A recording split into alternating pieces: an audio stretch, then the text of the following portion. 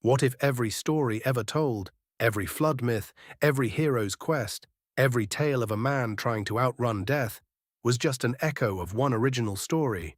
Before the Bible was written, before Homer composed the Iliad, before Rome existed, before the pyramids were even finished, there was a story, chiseled into clay tablets by a civilization so ancient they didn't yet have a name for their own language.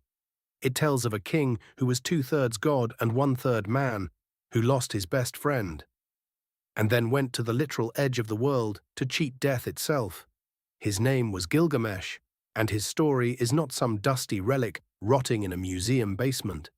It is a 4,000-year-old message sent across time, aimed directly at you.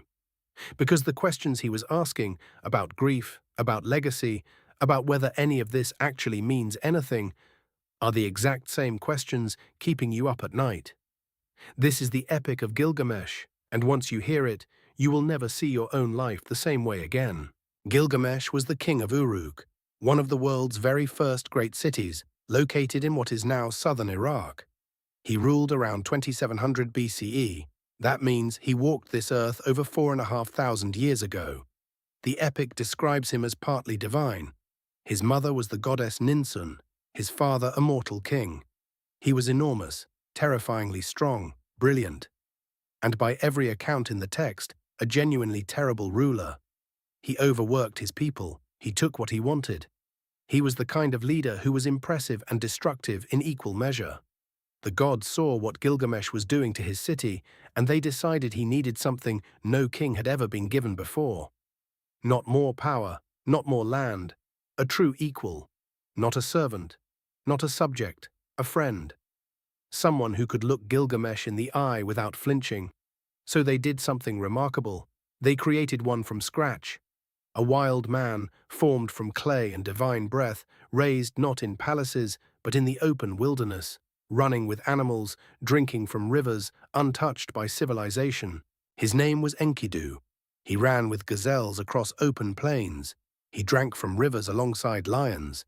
He had never seen a city, never worn clothing, never bowed to any king. He was everything Gilgamesh was not. Raw, untamed, completely innocent of power and its corruptions. When Enkidu was finally brought to the gates of Uruk and stood face to face with the king, something extraordinary happened. They fought. Of course they did. Two forces of nature slamming into each other in the middle of the street. But when the dust settled and neither man could defeat the other, something even more remarkable happened. Instead of hatred, there was recognition. These two men, one a half-divine king polished by civilization, the other a wild man who had never slept indoors, became inseparable. Brothers. The epic lingers on this friendship with a kind of tenderness that is genuinely shocking for a text this old. Enkidu gave Gilgamesh something that power and divinity never could: purpose. Someone worth being brave for. Together they became unstoppable. They marched into the cedar forest and killed Humbaba, the terrifying divine guardian, a monster no mortal had ever faced and survived. The whole world trembled at what they had done, and that is precisely when everything began to fall apart. The gods were not pleased. When Gilgamesh and Enkidu killed Humbaba, and then, in a moment of raw, spectacular arrogance, also slew the divine bull of heaven sent to destroy them, the council of gods convened.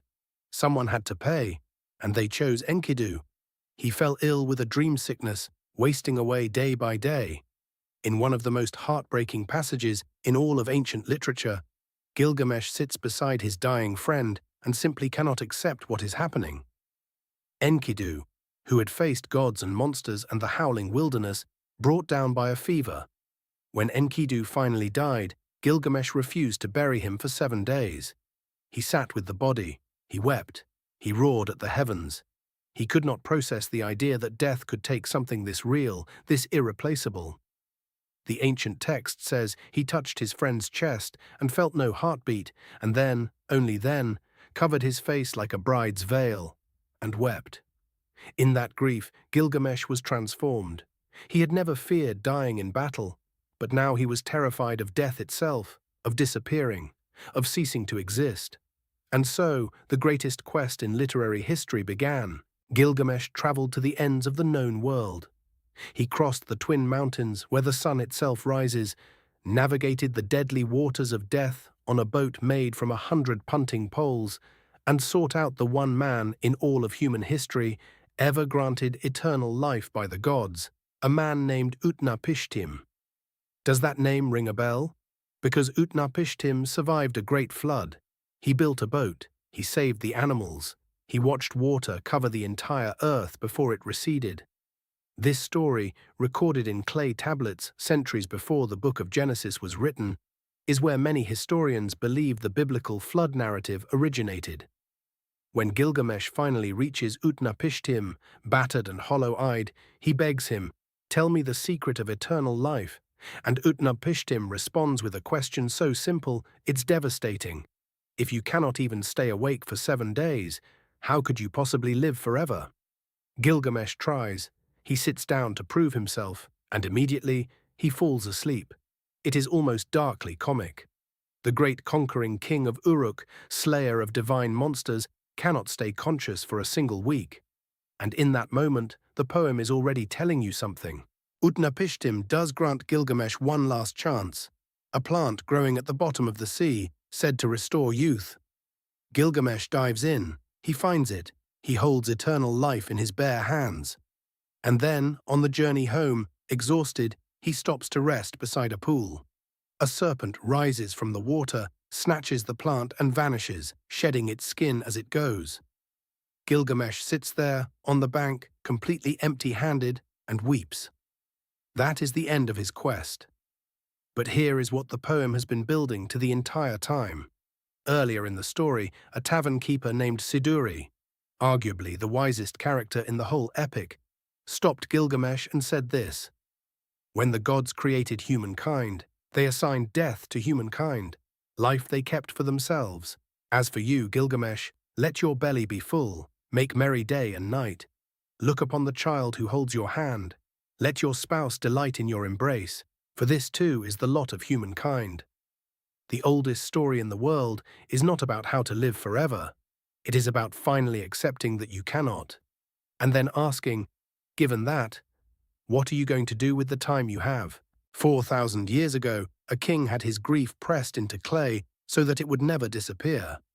His friend died. He searched the entire world for a way to never feel that kind of loss again. And what he found, what the oldest story in history is trying to tell us, is this. You already have what you're looking for, the people beside you right now, the ordinary hours, the small, uncelebrated moments that feel endless until suddenly they aren't.